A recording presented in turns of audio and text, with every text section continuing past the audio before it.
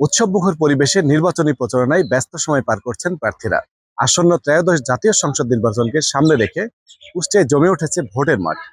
প্রার্থীদের পদচারণা, পথসভা, গণসংযোগে নির্বাচনী আমেজ ছড়িয়ে পড়েছে সর্বত্র। প্রার্থীরা নিজ নিজ প্রতীক নিয়ে ভোটারদের দ্বারে দ্বারে যাচ্ছেন, তুলে ধরছেন উন্নয়ন পরিকল্পনা, নির্বাচনী অঙ্গীকার। কোথাও ছোট ছোট পথসভা, কোথাও বড় সমাবেশে বক্তব্য রাখছেন তারা।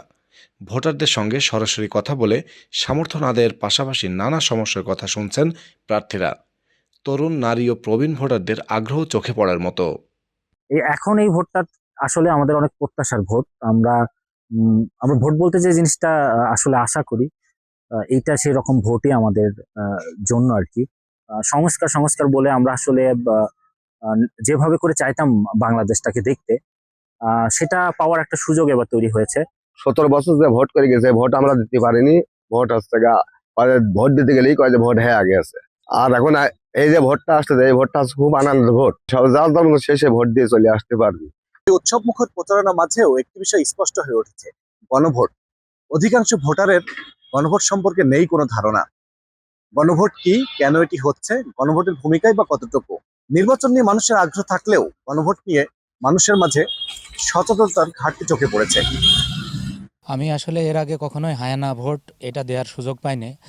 তবে এবার হায়ানা ভোট দেওয়ার যেহেতু সুযোগ আসছে, গণভোট হবে এবং এখানে কিভাবে হ্যাঁ ভোট দিলে ভালো হবে না না ভোট দিলে ভালো হবে এটা বুঝে শুনে নেক্সট টাইম আমরা ভোটের সময় অবশ্যই হায়ানা ভোটে অংশগ্রহণ করব।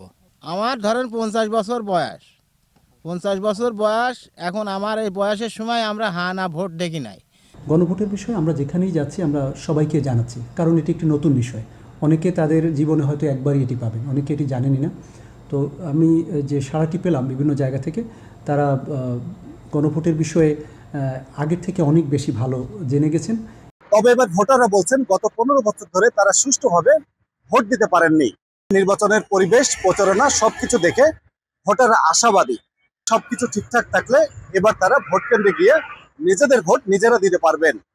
সেন্টারে আমরা যাই মনে করেন রহস্য মতো হয়ে যায় যে ভোট তোমরা কি জন্য আসলে কেন্দ্রে।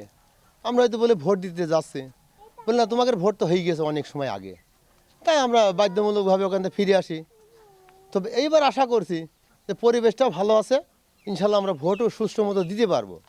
এবার পরিবেশটা ভালো, ভোটের পরিবেশ ভালো। আর হলো প্রথম ভোটার যখন ছিলাম ভোট আগেই হয়ে গিয়েছে, এর কারণে আমি ভোট দিতে পারি নাই। এবার ভাবছি যে আগেই কেন্দ্রে যাব, যে হলো ভোট দিব।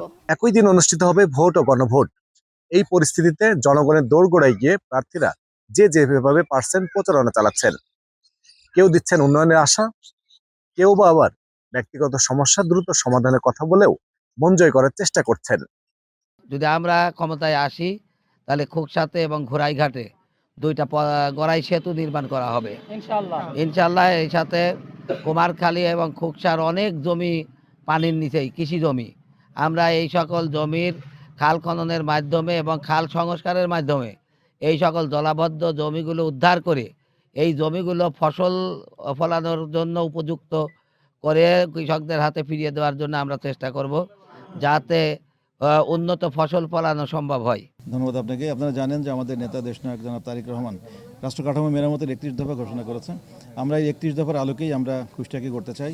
আমরা প্রধানত যেটা করব, কুষ্টিয়ার শিক্ষা, স্বাস্থ্য, অবকাঠামো এবং কর্মসংস্থানের ব্যবস্থা করব এবং সমাজ থেকে সন্ত্রাস, চাঁদাবাজি, দখলবাজি, দুর্নীতি, নারী নির্যাতন এবং সর্বোপরি আমরা এগুলো দূর করে আমরা একটা নিরাপদ সমাজ গড়তে চাই।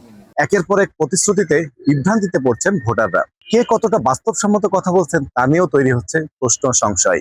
সব মিলিয়ে ভোটারদের মাঝে একটাই প্রত্যাশা: শান্তিপূর্ণ নির্বাচনের মাধ্যমে যেই ক্ষমতায় আসুক সে যেন দেশ ও জাতির কল্যাণে কার্যকরভাবে কাজ করে। বাদশা আলমগীর, দূরবীন নিউজ, কুষ্টিয়া।